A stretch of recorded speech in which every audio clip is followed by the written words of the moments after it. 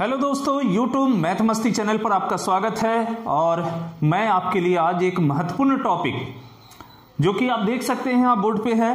और ये भारत में अंग्रेज आए और यहाँ पर हमारी आंतरिक स्थिति को कमजोर पाकर कहीं और यहाँ पर शासन करने लगे और धीरे धीरे वो यहाँ पर अपनी संवैधानिक स्थिति को मजबूत किए।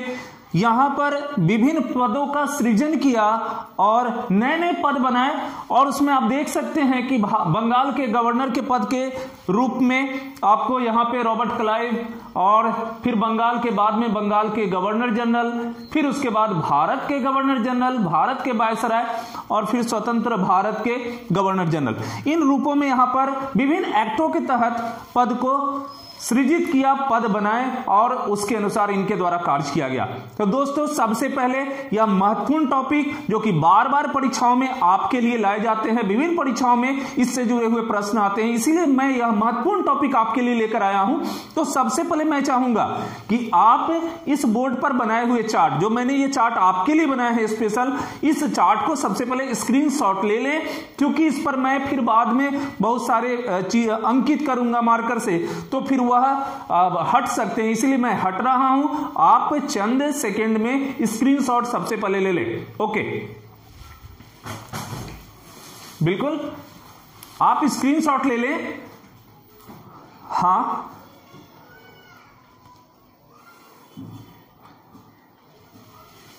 मैं चाहूंगा स्क्रीनशॉट जल्दी से आप ले लें, जिससे कि क्लास को हम आगे बढ़ाएं।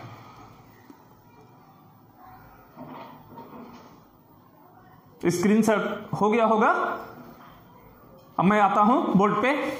बिल्कुल, तो दोस्तों यहां पर आप देखेंगे कि मैं यह बंगाल के गवर्नर, चूंकि प्रश्नों में बहुत बार और कंफ्यूजन बहुत ज्यादा आपको होते हैं, यहां पे मैं देख चुका हूं कि आप कंफ्यूज यहां, चूंकि बंगाल के गवर्नर, फिर बंगाल के गवर्नर जनरल, फिर भारत के गवर्नर जनरल, भारत के वायसराय, ये शब्द लगभग मिलते जुलते होते हैं और जिसके बाद आप लगातार कंफ्यूज होके आंसर को कुछ उल्टा पुल्टा करके आते हैं।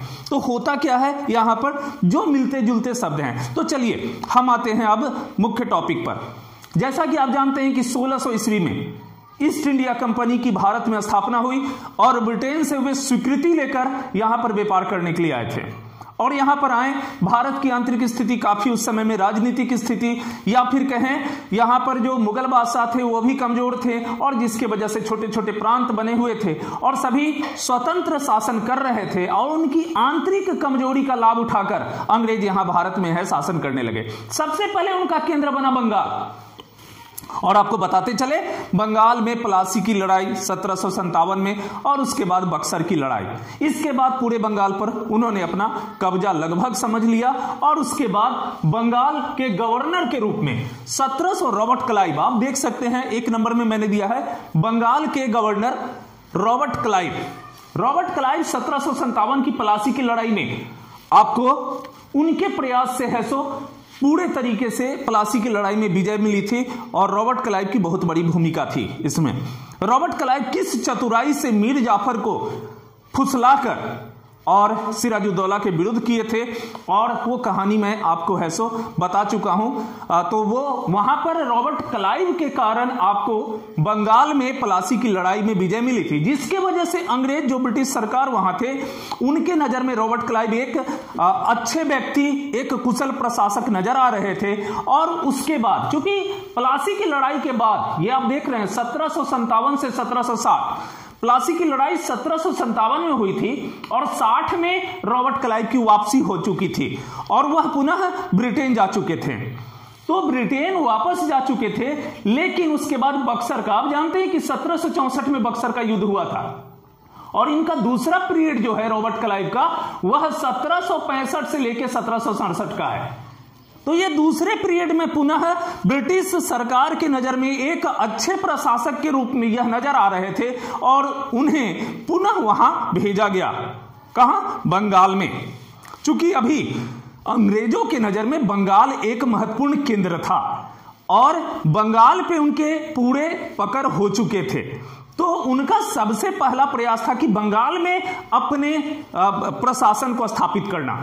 तो वहां पे वो बक्सर की, जबकि आप जानते हैं कि बक्सर की लड़ाई में हेक्टर मुंडो जो हैं उनके नेतृत्व में बक्सर की लड़ाई अंग्रेजों के द्वारा लड़ी गई थी। और यहां पर संयुक्त सेना में बंगाल के नवाब मीर कासिम थे, अवध के सुजाउद्दौला और शाह आलम द्वितीय मुगल बादशाह। इन संयुक्त सेना की हार के बाद यह समझा जाने लगा अंग्रेजों के द्वारा कि अब पूरे बंगाल पर उनका नियंत्रण न केवल बंगाल पर है बल्कि पूरे भारत पर उनका नियंत्रण हो चुका है। तो पूरे भारत पर नियंत्रण हो चुका है, लेकिन अभी भी अंग्रेज चाहते नहीं थे कि शासन को अपने हाथ में लिया जाए। तो इसके लिए वह जो है सो अभी भी बंगाल के नवाब, अवध के आपको जो नवाब और या फिर मुगल बादशाह सभी के साथ, आप जैसा कि जानते हैं कि बक्सर के युद्ध के बाद है रॉबर्ट क्लाइव जब भारत इनको भेजा गया और बंगाल के गवर्नर बना के भेजे गए यहां पे, तो रॉबर्ट क्लाइव इलाहाबाद की संधि किए अवध के नवाब से जो बक्सर के युद्ध में हार चुके थे, मुगल बादशाह से, शाह आलम द्वितीय से, और मीर कासिम को हटाकर पुनः मीर जाफर को बंगाल का नवाब बना दिया गया था। तो यहां रॉबर्ट क्लाइव है सो बंगाल के गवर्नर, अभी बंगाल के गवर्नर बने थे। यह महत्वपूर्ण बात है। तो यह शुरुआती दौर है बंगाल के गवर्नर, शब्द पर ध्यान दीजिएगा, बंगाल के governor Robert Clive. Robert Clive का 2 पीरियड रहा था, 1757 से 1760। इस समय में रॉबर्ट क्लाइव केवल प्लासी की लड़ाई के रूप में जाने जाते थे। पुनः यहां पर भारत में वापस भेजा गया इनको शासन करने के लिए, और 1765 से 1767 ईस्वी तक यहां पर आपको है सो रहे। यहां पर इनके द्वारा एक महत्वपूर्ण कार्य किया गया जब 1765 में आई इलाहाबाद की संधि। ये तो आप जान रहे हैं कि 1765 में अभी मैंने बताया। और दूसरा महत्वपूर्ण क्या कार्य किया गया कि बंगाल में जो है सो द्वैध शासन की स्थापना। अब ये द्वैध शासन क्या था? इस समय में जो वित्तीय अर्थात आर्थिक पैसे वाले जितने राजस्व के जितने कार्य थे वो सभी अपने हाथ में ले लिए। अर्थात राजस्व वसूली 2 प्रकार से होती थी। एक तो महत्वपूर्ण था चुंगी टैक्स के रूप में, व्यापार जो होते थे वो टैक्स उनसे प्राप्त होते थे। दूसरा जमीनों से लगान प्राप्त होता था। तो ऐसे महत्वपूर्ण पैसे की वसूली का कार्य अपने हाथ में ले लिए और प्रशासनिक या प्रबंधन की सारी जिम्मेदारी जो है सो नवाब को दे दिए, बंगाल के नवाब को। तो क्या हुआ, यहां पर दोहरी शासन व्यवस्था यहां पर चली। तो इसको दोहरी शासन व्यवस्था के तहत कहते हैं। तो एक इनका प्रयास रॉबर्ट क्लाइव के द्वारा यह किया गया, तो 2 महत्वपूर्ण इनके द्वारा कार्य किए गए। अब आते हैं, यहीं पर आता है बंगाल के गवर्नर के रूप में अंतिम गवर्नर कौन रहे, बंगाल के अंतिम गवर्नर। तो 1773 एक्ट, अभी हम बताना चाहेंगे यहां पर, वारेन हेस्टिंग्स जो है सो बंगाल के अंतिम गवर्नर रहे। वारेन हेस्टिंग्स, चूंकि अभी तक इसका नाम था बंगाल के गवर्नर और वारेन हेस्टिंग्स है सो अंतिम गवर्नर रहे। चूंकि 1773 के जो रेगुलेटिंग एक्ट था उसके द्वारा अब जो है सो बंगाल के गवर्नर जो है सो बंगाल के गवर्नर जनरल कहलाने लगे। ध्यान दीजिएगा, बंगाल के गवर्नर जनरल कहलाने लगे। ये आपको 1773 के रेगुलेटिंग एक्ट के द्वारा। अब यहां देखिएगा, वही जो बंगाल के गवर्नर, अंतिम गवर्नर वारेन हेस्टिंग्स थे, इस एक्ट के द्वारा जब नाम परिवर्तन किया गया तो बंगाल के गवर्नर जनरल जो हैं वो वारेन हेस्टिंग्स हो गए। नाम केवल परिवर्तन किया गया ये नाम को, तो बंगाल के अंतिम गवर्नर जनरल वारेन हेस्टिंग्स हो गए। और इनका पीरियड रहा 1774 से लेकर 85 तक। वारेन हेस्टिंग्स के समय में बहुत सारे कार्य किए गए और ब्रिटिश सरकार इनको नियंत्रण में रखने के लिए 1773 के रेगुलेटिंग एक्ट के तहत एक परिषद का कमेटी का गठन किया गया और जिसके 4 मेंबर थे परिषद में, और वो पूरे तरीके से इस गवर्नर जनरल पर नियंत्रण रखती थी। अर्थात कोई भी विषय के अध्यादेश लाने होते थे तो उसमें बहुमत की आवश्यकता थी। 3 व्यक्ति ब्रिटेन से भेजे गए। उस कमेटी में जो इन पर नियंत्रण रखती थी परिषद थी, उन पर 4 लोग थे। 4 लोग में 3 लोग है सो ब्रिटेन से भेजे गए और एक पूर्व से यहां थे, वो थे। तो किसी भी अध्यादेश को पास करवाने के लिए बहुमत की आवश्यकता थी। अब 4, 1 और 1 है सो वारेन हेस्टिंग्स, 5 लोग हुए। पास करवाने के लिए कम से कम 3 लोगों की आवश्यकता थी, और जिसके वजह से हमेशा ये बंधन में रहते थे और सारी बातें इनकी चलती नहीं थी। काफी तंगी में ये रहते थे, काफी परेशानी रहते थे। इनके द्वारा कुछ गलत कार्य भी किए गए थे उस समय में। तो इन पर महाभियोग लगाया गया था। जब यहां से ये अपने कार्यों को कर कर सेवा इनकी पूरी हो गई और उसके बाद जब ब्रिटेन में गए थे तो इनके कुछ गलत कार्यों की वजह से इन पर महाभियोग लगाए गए थे। लेकिन हम लोग आते हैं मूल बिंदु पर, बंगाल के गवर्नर जनरल। तो बंगाल के प्रथम गवर्नर जनरल वारेन हेस्टिंग्स, ठीक है। अब यहां पर आते हैं बंगाल के अंतिम गवर्नर जनरल। आप देख सकते हैं बंगाल के अंतिम governor general Lord William Bentinck. क्यों लॉर्ड विलियम बेंटिक? इसलिए कि 1833 के एक्ट के द्वारा ये जो है बंगाल के गवर्नर जनरल जो है अब भारत के गवर्नर जनरल कहलाने लगे। ध्यान दीजिएगा, भारत के गवर्नर जनरल कहलाने लगे। बंगाल के गवर्नर जनरल 1833 एक्ट के द्वारा अब भारत के गवर्नर जनरल कहलाने लगे। और वही जो अंतिम बंगाल के governor general Lord William Bentinck थे, अब वो है सो आपको भारत के प्रथम गवर्नर जनरल कहलाने लगे। और इनका पीरियड है 1828 से 1835, 1828 से लेकर 1835। आप लॉर्ड विलियम बेंटिक के विषय में बखूबी जानते हैं कि इन्हीं के पीरियड में सती प्रथा एक हमारे यहाँ बहुत ही बुरा सामाजिक दोष और बड़ा ही क्या कहिएगा रूढ़िवादी था कि लोगों को जिंदा जलाया जाता था, खास करके स्त्रियों को। हमारे यहाँ समाज में बहुत सारी ऐसी गंदगियां रही हैं जिसको हमारे बहुत सारे समाज सुधारक हैं सो उनमें बदलाव लाए हैं, और धन्य हैं वो लोग जिनके प्रयास से समाज में एक बदलाव आए। तो एक सती प्रथा जिस समय में जिनके पति गुजर जाते थे तो उनकी पत्नियों को है सो जिंदा पति के साथ जला दिया जाता था। एक बहुत बड़ी कुप्रथा हमारे यहाँ चली आ रही थी और राजा राम मोहन राय के बहुत बड़ा इसमें योगदान है, राजा राम मोहन राय का। और उनके प्रयास से लॉर्ड विलियम बेंटिक है 1829 में एक्ट लाए और जिसके द्वारा है सो ये सती प्रथा को है सो कानूनी गैर कानूनी घोषित किया गया। और यह बड़ा महत्वपूर्ण लॉर्ड विलियम बेंटिक के द्वारा लाया गया। तो खैर वो अलग चीज है, लेकिन हम लोग आते हैं भारत के प्रथम governor general Lord William Bentinck, बिल्कुल। और अब यहां आते हैं भारत के अंतिम गवर्नर जनरल। आप देख सकते हैं अंतिम गवर्नर जनरल लॉर्ड कैनिंग, बिल्कुल लॉर्ड कैनिंग भारत के अंतिम गवर्नर जनरल। अब यहां भारत के प्रथम governor general Lord William Bentinck और अंतिम गवर्नर जनरल, चूंकि 1858 का एक्ट एक लाया गया और इस एक्ट के द्वारा अब है सो भारत के गवर्नर जनरल का नाम बदलकर भारत का वायसराय कर दिया गया। अर्थात अब नाम बदलकर गवर्नर जनरल के स्थान पे भारत का वायसराय कर दिया गया और लॉर्ड कैनिंग जो है सो भारत के प्रथम वायसराय हुए। लॉर्ड कैनिंग भारत के प्रथम वायसराय। आप जानते हैं कि 1856 में आपको है सो 1857 में सैनिक क्रांति हुई थी। 1857 में सैनिक क्रांति हुई थी और सैनिक क्रांति इन्हीं के समय में हुई थी। एक महत्वपूर्ण यह भी चीज है, और इससे पहले लॉर्ड कैनिंग से पहले लॉर्ड डलहौजी थे, उनके द्वारा है सो बहुत सारे आपको जैसे व्यक्तिगत का सिद्धांत, हड़प नीति, इस तरह के कुछ कार्य किए गए थे। तो आपको लॉर्ड कैनिंग एक महत्वपूर्ण इस रूप में जाने जाते हैं कि 1857 की जो सैनिक क्रांति अर्थात सैनिक विद्रोह हुआ था उस समय में लॉर्ड कैनिंग थे। तो आपको भारत के प्रथम वायसराय लॉर्ड कैनिंग हुए यहां पे, भारत के प्रथम वायसराय। अब आते हैं अंतिम वायसराय, चूंकि सबका प्रथम और अंतिम है तो अंतिम वायसराय आप देख सकते हैं 1947 का हमारा भारत का स्वतंत्रता अधिनियम आया और उसके द्वारा ये भारत के अंतिम वायसराय है सो लॉर्ड माउंटबेटन बने।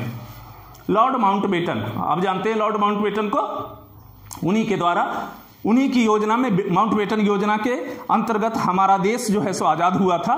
तो ये लॉर्ड माउंटबेटन है सो अंतिम आपको जो है सो भारत के वायसराय थे। अब आता है सबसे नीचे आइए, स्वतंत्र भारत के गवर्नर जनरल, अर्थात स्वतंत्र भारत देश आजादी के बाद। तो अब यह नाम जो है बदलकर फिर से गवर्नर जनरल रखा गया, लेकिन वहां है स्वतंत्र भारत के प्रथम गवर्नर जनरल, बिल्कुल जो लॉर्ड माउंटबेटन जो अब तक अंतिम वायसराय थे वही बने स्वतंत्र भारत के प्रथम गवर्नर जनरल। प्रश्नों में बहुत बार आते हैं, ये प्रश्न आ चुके हैं, वैसे सारे प्रश्न आए हैं, अभी मैं प्रश्नों को भी आपसे चर्चा करूंगा।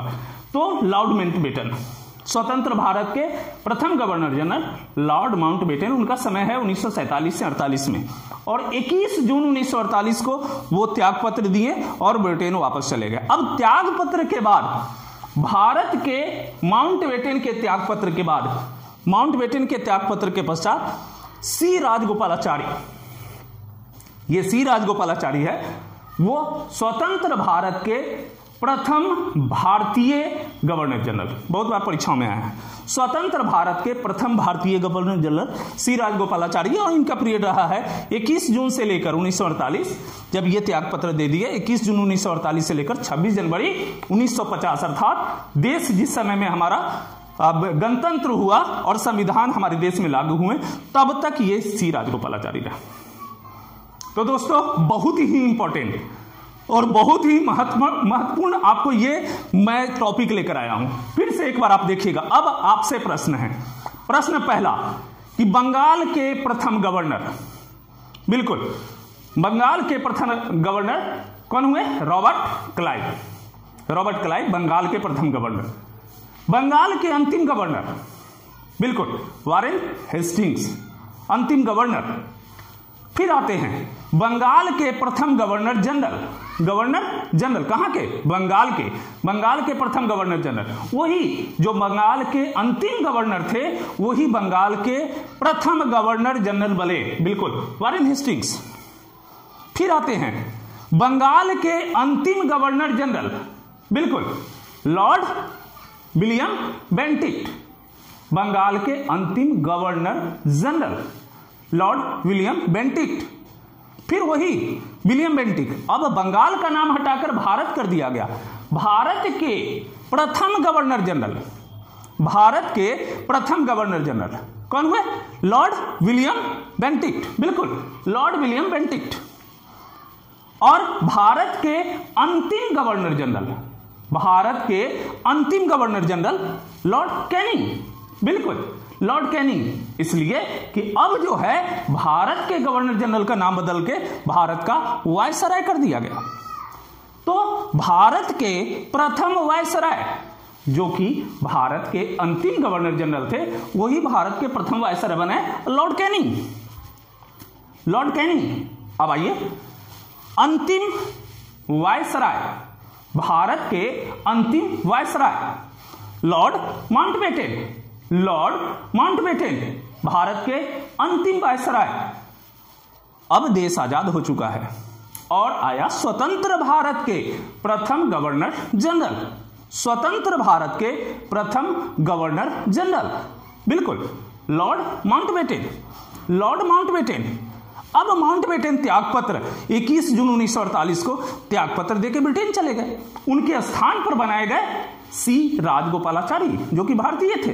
तो स्वतंत्र भारत के प्रथम भारतीय गवर्नर जनरल सी राजगोपालाचारी। और हमारा जब संविधान हमारे देश में लागू हो गया 26 जनवरी, तो ये पद समाप्त कर दिए गए और अब जो है हमारा देश स्वतंत्र संविधान यहां लागू हो चुका था, गणतंत्र बन चुके थे हमारे देश। तो दोस्तों यह वीडियो आपको कैसा लगा? आप अपनी ओपिनियन, अपना कमेंट्स जरूर देंगे, क्योंकि ऐसे महत्वपूर्ण वीडियो मैं लगातार अब आपके लिए डालने जा रहा हूं मैथ मस्ती चैनल पर। लेकिन दोस्तों एक चीज और आपसे शेयर करना चाहूंगा कि मैं अनअकैडमी का वेरीफाइड एजुकेटर हूं और वहां ऐसे बहुत सारे वीडियो आपके लिए, बहुत सारे वीडियो हैं जो आपके लिए बहुत ही लाभकारी हैं। बहुत सारे सीरीज मैंने वहां डाल रखे हैं, जो ऑब्जेक्टिव क्वेश्चन है, जो परीक्षाओं में बार बार आपसे पूछे जाते हैं, आप जाकर उसका अध्ययन करें। कॉन्स्टिट्यूशन, संविधान, उसके भी बहुत सारे हैं। तो आप जाएं वहां पे। और जैसा कि मेरा नाम आप जानते हैं अनिल कुमार पांडे है, मैं नीचे डिस्क्रिप्शन में लिंक भी आपको दे रहा हूं, उससे भी आप वहां जाएं, इंस्टॉल कर लें अनअकैडमी को और इंस्टॉल करके उसका भी भरपूर आप अपनी तैयारी में लाभ उठाएं। तो इसी के साथ आज का यह वीडियो समाप्त करता हूं। फिर एक नए टॉपिक के साथ मैं कल हाजिर होता हूं। ओके, थैंक यू, धन्यवाद।